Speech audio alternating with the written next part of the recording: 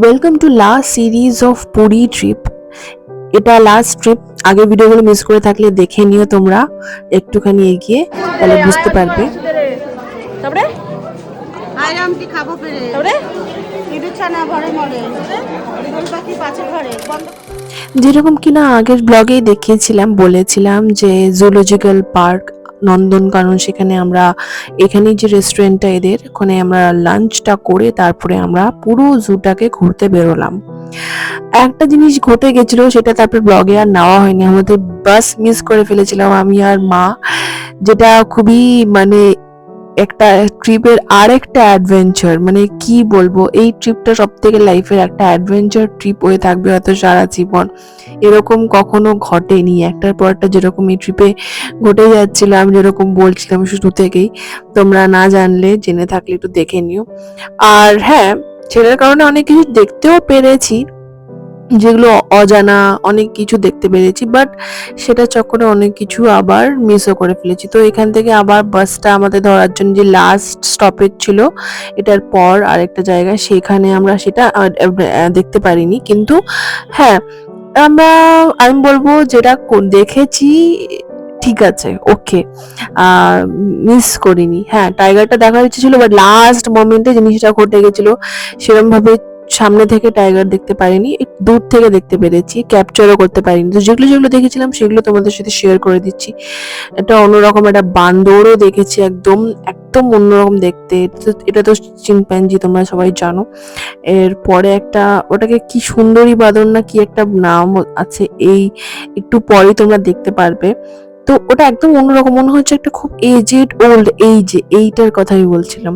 তো আমি এরকম কখনো দেখিনি, একটা ইউনিক জিনিসও দেখতে পারলাম। বাঘ এগুলো তো আমরা অনেকই দেখেছি ছোট্টবেলায়। তো সামনে থেকে সব জিনিস দেখার একটা মজাই আলাদা। তো তোমরা জানিও কমেন্টে, তোমরা এই জুলজিক্যাল পার্ক নন্দনকাননে কখনো গেছো কিনা। আর এটা তো হিপোপটামাস, তখনই মুখটা জাস্ট ডাক হচ্ছিল আমার, তো মাই গড কেমন একটা লাগছিল। ভাই সাহাব অজগর আসছে রে, আয় অজগর আসছে রে। তারপরে আইরাম কি খাবো পেরে তারপরে ইঁদুর ছানা ঘরে মরে ইঁদুর পাখি পাছে ঘরে বন্ধ কর ফোনে চার্জ কি তো 3 লিটার বলছেন 3 লিটার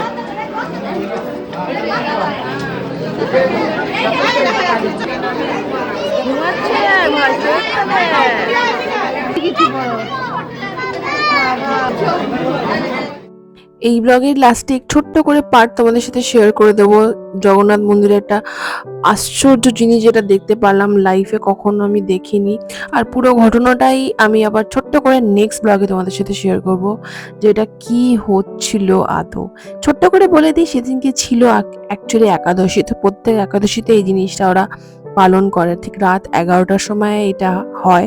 তো আমরা ভাবিনি, আমি আর মা হাঁটতে হাঁটতে এসেছিলাম একটু দেখতে। তো বাইরে থেকে এই দৃশ্যটা দেখে দারুণ লাগছিল।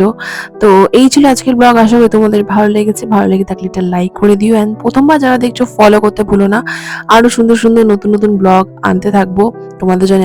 অনেক থ্যাঙ্কস, আগের ব্লগগুলো তোমরা এত ভালোবাসা দিয়েছো, সেখানে অনেক ইন্সপায়ার হয়ে আরো আরো ভিডিও বানাতে সত্যি তোমাদের জন্য খুব ইচ্ছা করতে থাকবে। আশা করি তোমরা এরকম সাপোর্ট ছাড়া কিন্তু কোনোটাই পসিবল না, যেরকম আমি বলি। তো এটাই ছিল। আর কমেন্টে সবাই লিখো জয় জগন্নাথ। আর কারা কারা এই বছর যাবে বলে ভাবছো নিশ্চয়ই জানিও। And thanks for watching. ভালো থেকো, সুস্থ থেকো, সাবধানে থেকো। সবাইকে টাটা, দেখা হবে অন্য ব্লগে অন্য কোনো দিন। Follow for more.